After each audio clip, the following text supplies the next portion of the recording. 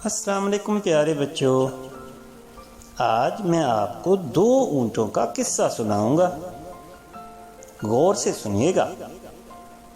پہلے میں آپ کو ایک مظلوم اونٹ کا قصہ سناتا ہوں، بالکل سچا مظلوم اونٹ، جس نے اپنے اوپر ظلم کی داستان کچھ ایسے انداز سے سنائی کہ لوگ حیران رہ گئے۔ اور یہ اونٹ اس قدر سمجھدار تھا کہ شکایت کرنے کے لیے ایسی شخصیت کا انتخاب کیا جس سے بہتر انتخاب ہو ہی نہیں سکتا تھا، اور جس سے بہتر کوئی اس کی شکایت سمجھ ہی نہیں سکتا تھا۔ چلیں اب آگے بڑھتے ہیں قصے کی طرف۔ ہوا یوں کہ ایک دفعہ رسول اللہ صلی اللہ علیہ وسلم، ہمارے پیارے نبی، ہمارے پیارے پیغمبر، محبوب خدا صلی اللہ علیہ وسلم ایک انصاری کے باغ میں کچھ دیر کے لیے رکے۔ آپ صلی اللہ علیہ وسلم نے دیکھا کہ لوگ ایک اونٹ پر پانی کی مشکیں لاد لاد کر اپنی کھیتیوں کو سیراب کر رہے ہیں، پانی دے رہے تھے کھیتیوں کو۔ آپ صلی اللہ علیہ وسلم نے محسوس کیا کہ اونٹ کانپ رہا ہے۔ آپ کو وہ کچھ کمزور سا بھی لگا۔ اسی لمحے اونٹ نے اللہ کے رسول صلی اللہ علیہ وسلم کو دیکھا اور پھر اس نے ایک عجیب حرکت کر ڈالی۔ وہ اونٹ جو بظاہر کمزور لگ رہا تھا، اس میں نہ جانے کہاں سے اتنی طاقت آئی کہ وہ تیزی سے آپ کی طرف دوڑ پڑا۔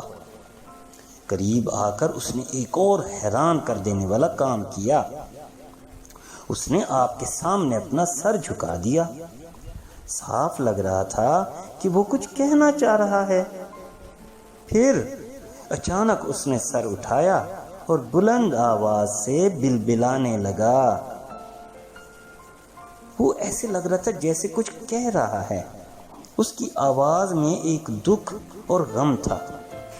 آپ صلی اللہ علیہ وسلم نے غور سے اونٹ کی آنکھوں کی طرف دیکھا تو وہ باقاعدہ آنسو بہا رہا تھا۔ اب آپ سوچ رہے ہوں گے کہ کیا اونٹ بھی روتا ہے؟ بھئی کیوں نہیں؟ کیا اونٹ تکلیف محسوس نہیں کرتا؟ صرف اونٹ ہی نہیں، اور بھی تو بہت سے جانور روتے ہیں۔ تو میں کہہ رہا تھا کہ اونٹ اللہ کے نبی صلی اللہ علیہ وسلم کے آگے اپنا دکھ اور تکلیف رو رو کر بیان کر رہا تھا، اور آپ بھی بڑی توجہ سے اس کی شکایت سن رہے تھے۔ اول تو اونٹ کا انداز ہی آپ کو بہت کچھ سمجھا رہا تھا۔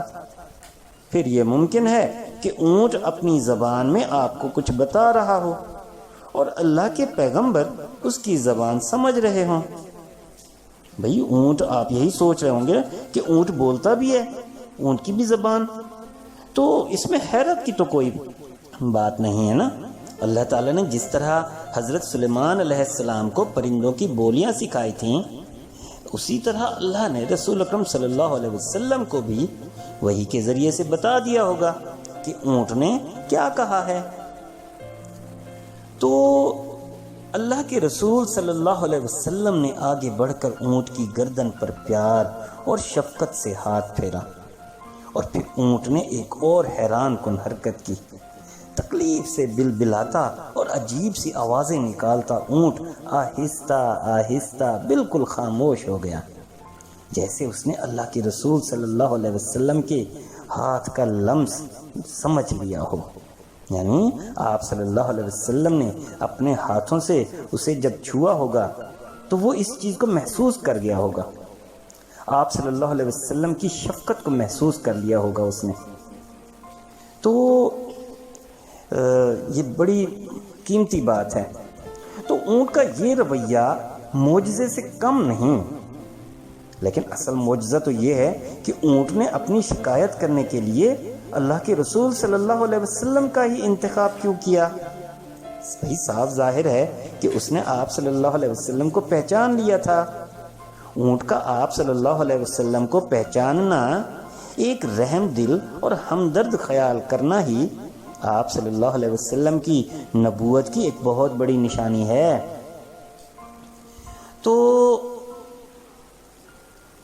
آپ صلی اللہ علیہ وسلم کو اونٹ کی تکلیف کا اچھی طرح علم بھی ہو چکا تھا۔ آپ صلی اللہ علیہ وسلم نے ناراض ہو کر پوچھا، اس اونٹ کا مالک کون ہے؟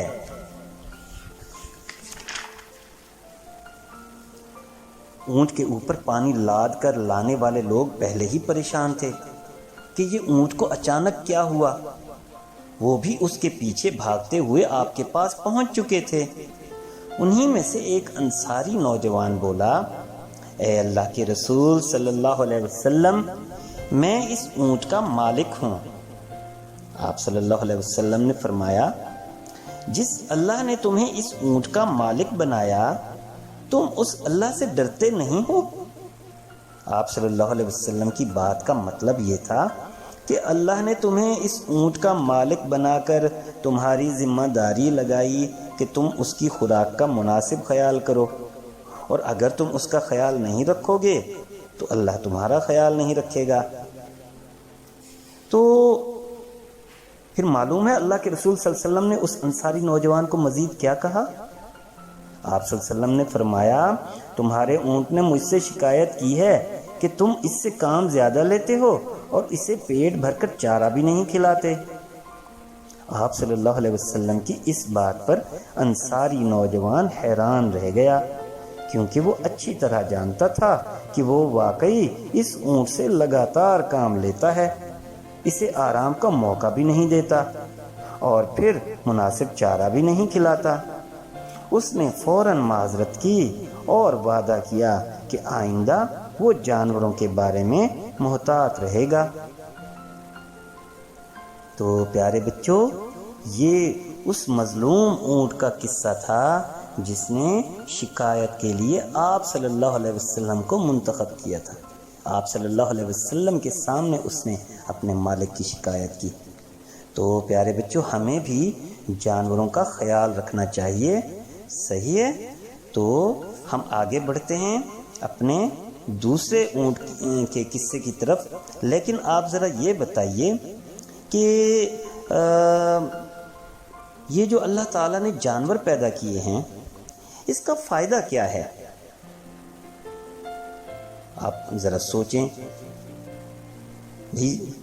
یہی سوچ رہے ہیں نا، اس کا سب سے بڑا فائدہ جانور جو پیدا کیے ہیں، اس کا سب سے بڑا فائدہ یہی ہو سکتا ہے نا کہ انسان اور جانور سب مل کر پودوں اور درختوں کے لیے کاربن ڈائی آکسائڈ گیس پیدا کرتے ہیں، جس کے جواب میں وہ آکسیجن گیس خارج کرتے ہیں۔ یوں اللہ تعالیٰ نے دنیا میں زندگی کے لیے سازگار فضا قائم کر رکھی ہے۔ ایک اور بات بھی تو ہے نا، اللہ تعالیٰ نے قرآن مجید میں انسان کو جہاں اپنے دوسرے احسانات یاد کرائے ہیں، وہاں جانوروں کا بھی ذکر کیا ہے، اور اسے بتایا ہے کہ یہ اللہ ہی ہے جس نے انسان کی خدمت کے لیے جانور پیدا کیے اور انہیں ایسی سمجھ بوجھ اور بناوٹ عطا کی کہ وہ انسان کے کام آ سکیں۔ انسان کو گاڑیوں پر سفر کرتے ہوئے تو ابھی 100 سال سے 100-150 سال سے کچھ زیادہ عرصہ ہوا ہے۔ اس سے پہلے تو وہ اونٹ، گھوڑوں اور دوسرے جانوروں پر سواری کرتا تھا اور سامان بھی ڈھویا کرتا تھا۔ اور پھر سب سے بڑھ کر یہ کہ قرآن نے یہ بھی بتایا ہے کہ جانور انسان کی غذائی ضرورت کے لیے پیدا کیے گئے ہیں، اور یہ وہ پہلو ہے کہ انسان جتنی مرضی ترقی کر لے، جتنی مرضی مشینیں بنا لے، دودھ اور گوشت کے لیے وہ جانوروں کا ہی محتاج رہے گا۔ بے شک جانوروں کی تخلیق انسانوں کے لیے اللہ کی بہت بڑی نعمت ہے۔ تو ہم آتے ہیں اپنے دوسرے اونٹ کے قصے کی طرف۔ یہ وہ اونٹ تھا جس کی شکایت اللہ کے رسول صلی اللہ علیہ وسلم سے کی گئی تھی۔ ہوا یہ کہ مدینہ منورہ میں ایک انصاری خاندان کے پاس اونٹ تھا اور تھوڑی سی زمین، اسی پر ان کی گزر بسر تھی۔ اونٹ کے ذریعے سے کھیتی سیراب کرتے، ہل چلاتے اور بار برداری کا کام سر انجام دیتے۔ نہ جانے ان کے اونٹ کو کیا ہوا، ایک دن جب اس پر سامان لادا گیا تو اس نے اسے نیچے گرا دیا اور منہ سے عجیب و غریب غسیلی آوازیں نکالتا بھاگ کھڑا ہوا۔ اس کے مالک بڑے حیران تھے کہ اچانک اس اونٹ کو کیا ہو گیا ہے۔ انہوں نے اسے پیار سے سمجھانے، پچکارنے کی کوشش کی، مگر اونٹ تو ضد پر اتر آیا تھا۔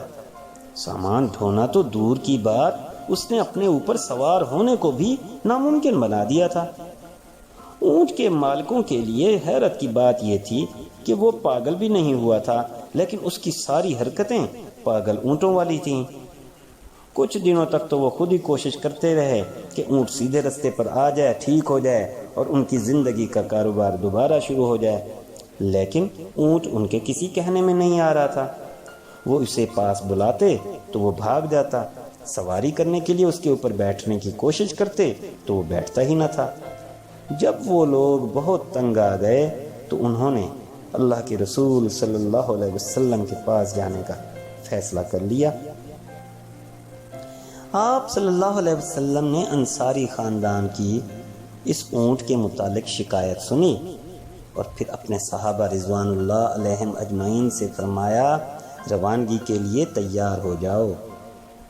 تھوڑی ہی دیر کے بعد سب اس انصاری کی کھیتی میں پہنچ گئے جہاں وہ اونٹ موجود تھا۔ وہ اونٹ ایک کونے میں بڑی بے پرواہی سے کھڑا تھا۔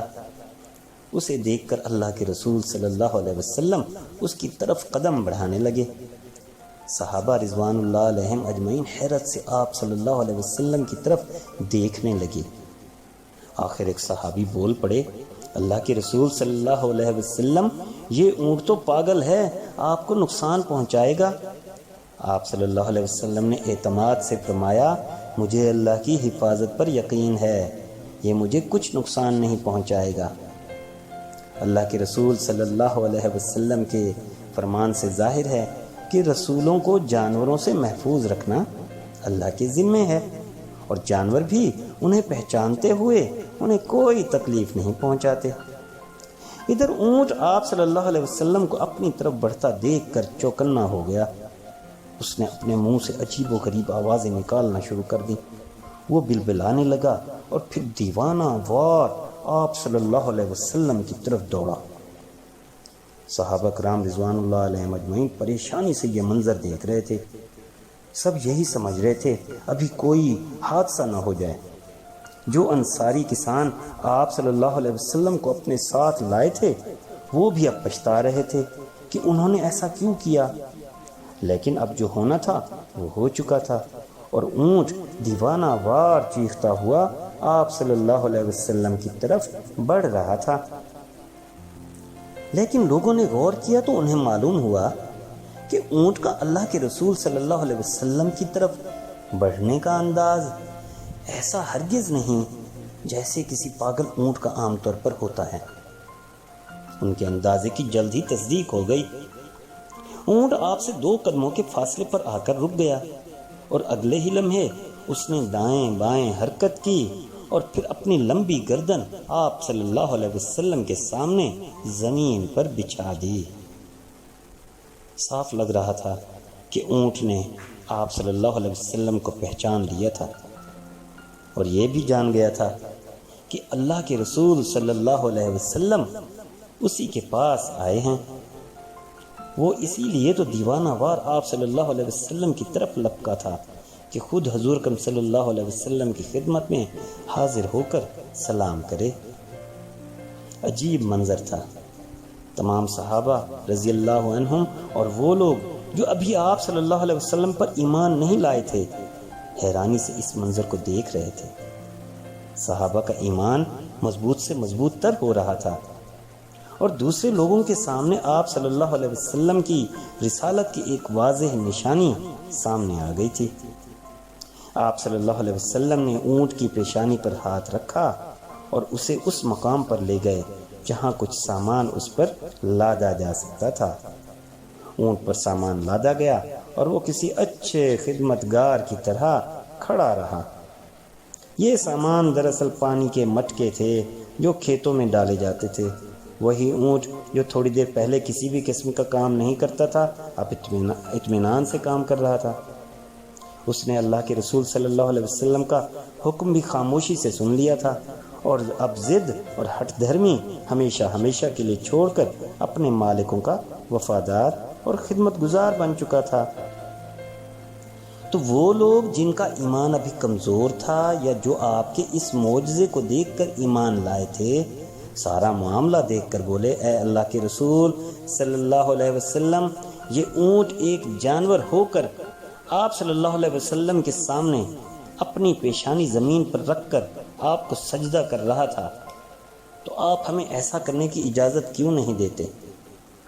تو اللہ کے رسول صلی اللہ علیہ وسلم نے انہیں فوراً ٹوکا اور ذرا سخت لہجے میں فرمایا، انسان کے لیے یہ جائز نہیں کہ کسی دوسرے انسان کو سجدہ کرے۔ تو پیارے بچوں، یہ تھا 2 اونٹوں کا قصہ۔ انشاءاللہ اگلی کہانی میں ہم ایک اور قصہ آپ کو بیان کریں گے، خوبصورت سا۔ اللہ حافظ۔ السلام علیکم پیارے بچوں، آج میں آپ کو 2 اونٹوں کا قصہ سناؤں گا، غور سے سنیے گا۔